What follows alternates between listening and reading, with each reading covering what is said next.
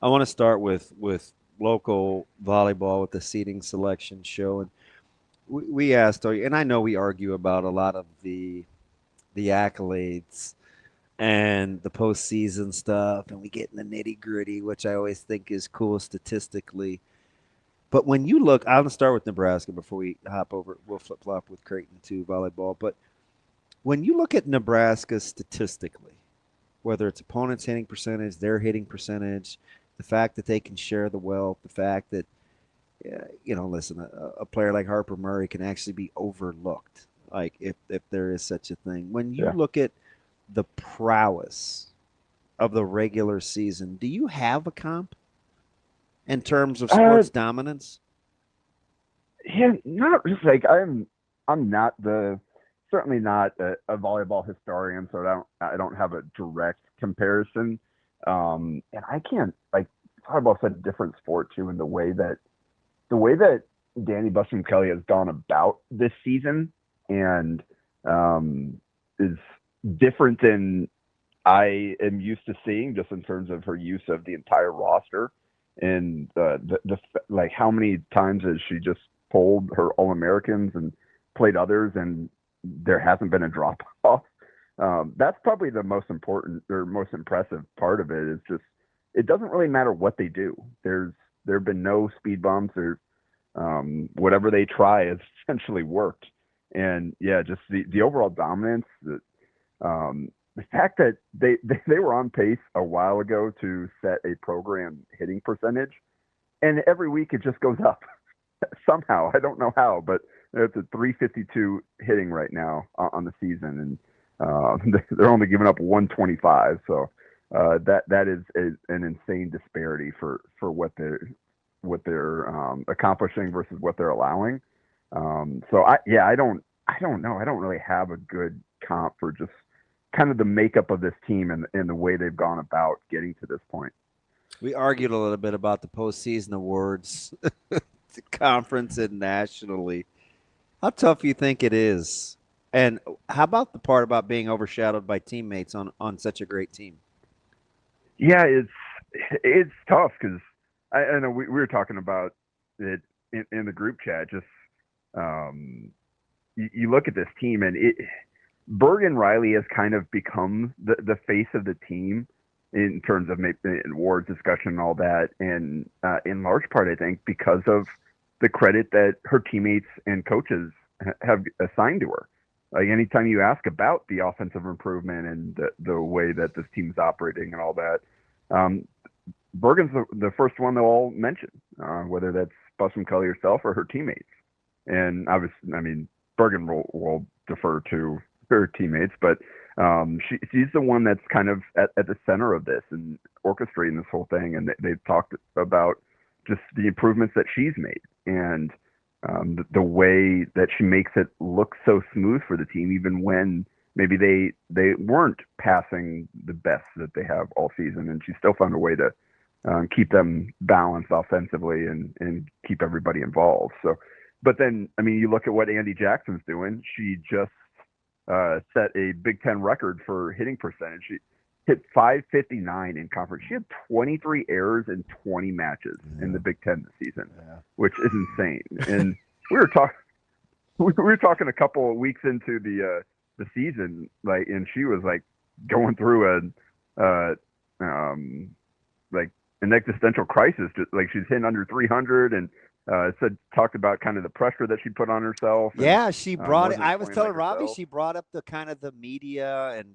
DBK Yeah, was like, Yeah. well, that was the media's yeah. No, it vantage point, wasn't, not Danny. Like, yeah, internally. Like it was a, I just was, it was refreshing to hear somebody that's so good and so dominant reference that can actually be a thing. Because sometimes we act like it isn't for athletes. yeah. And she had a couple week stretch there where she wasn't playing like herself, and yet she still led the country in hitting percentage and set a record. So you've got Bergen, who is leading the best offense in the country. You've got the single most terminal attacker in the country in Andi Jackson, and then oh yeah, you've got Harper Murray as well over there, who six rotation does so much for them defensively, passing in the back row. Her back row attack has continued to evolve. Oh, and she's hitting over 300 on the left pin as well.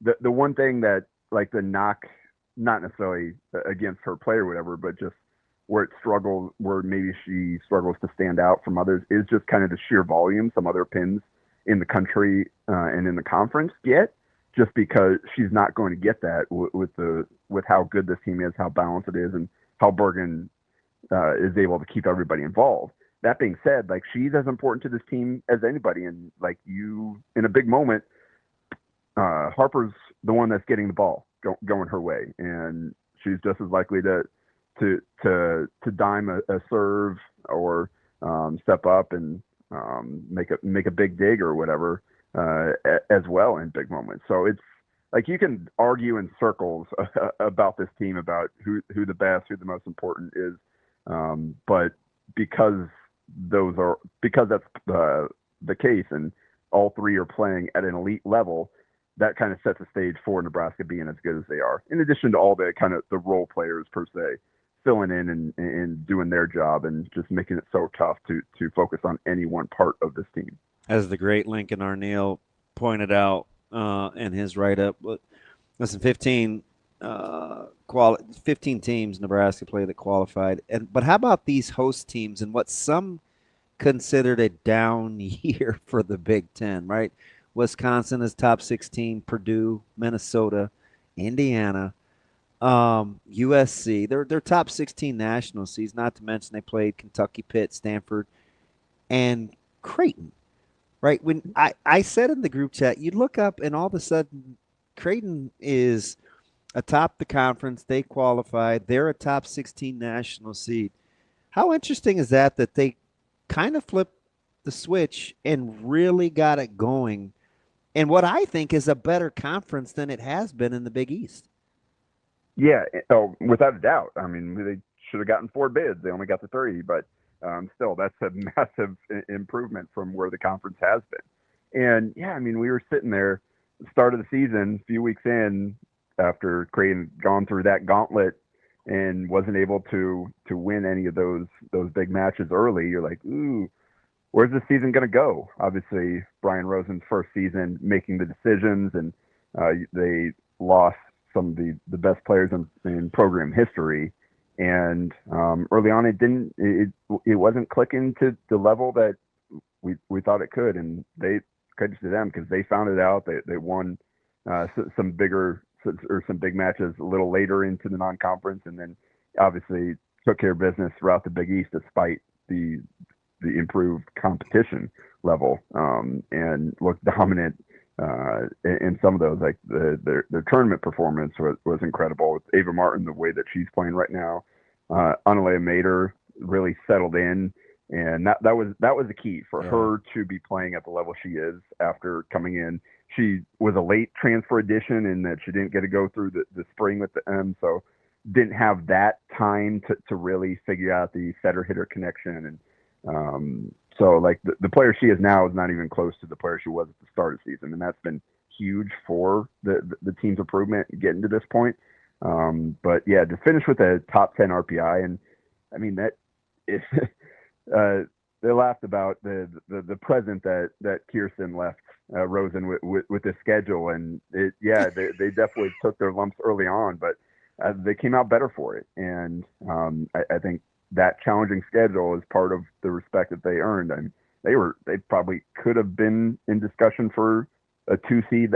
Had they won any one of those games that they dropped early on, they definitely would have been there. But still, to be a 3 seed, I think shows the respect that the program has earned over the years to where I think maybe a few years ago, obviously the conference wouldn't have been as good, but it's really impressive job for Rosen in his first season to kind of go through those early struggles, and for the team to find itself and to get to this point now where they've got a chance to make a run here. So Jacob, kind of a more philosophical question here. It's really easy to look at this roster and say, okay, obviously ton of the same faces from the last couple of years. Obviously the assistant coaches are very similar as well. There has been what feels like a dramatic improvement, even though this team was awesome last year. From last year to this year, still seems like a pretty significant improvement. it's really easy just to say, well, hey, that's the difference between Coach Cook, who obviously is legendary, and DBK. Is there more to it in your mind? Is it just another year older, another year of development? Is it, hey, sometimes just a different voice in your ears, what you need? Like, what do you chalk it up to? I think it's all of that. I think definitely continued progression from the core of this team. I mean, heck, Rebecca Alec took a big leap from where she was a year ago, and all the juniors are better. And you've got freshmen making an instant impact that weren't on the team last year. So you've got kind of the libero situation where both of those two have risen up, and not Lexi Rodriguez, but there hasn't really been a drop off no matter who has donned the jersey. Like it's worked both ways, and Dani Busboom Kelly has played with both of them in that spot. So I think definitely it's just continued progression for a lot of these players has factored into it. But then I think too, we talked about at the beginning of the season, like how the different approach that Dani takes has a chance to really kind of push this team over the top to continue to build off of the foundation that Cook established while adding Busboom Kelly's tweaks to it and some of the different ways that she likes to play.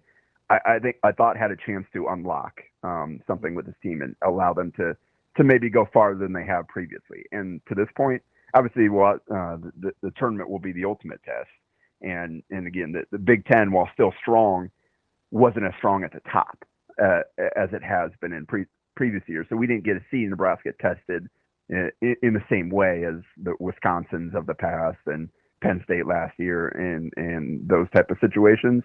But they also beat 2 1 seeds the first couple weeks of the season. So and they weren't even at what they have become since then at that point. So I think it's just worked out so far to this point. It's kind of been the best case scenario for what I thought this could be with Dani coming in here, and offensively in particular, kind of some of the things that she's unlocked and the way they played. And she keeps talking about how important the depth is and the how much of an emphasis she placed on developing those bench players and just having them ready in case that the team needs it. And they haven't really needed to this point, but when she has gone that direction, they perform. So I think it's just, again, it's clicked perfectly.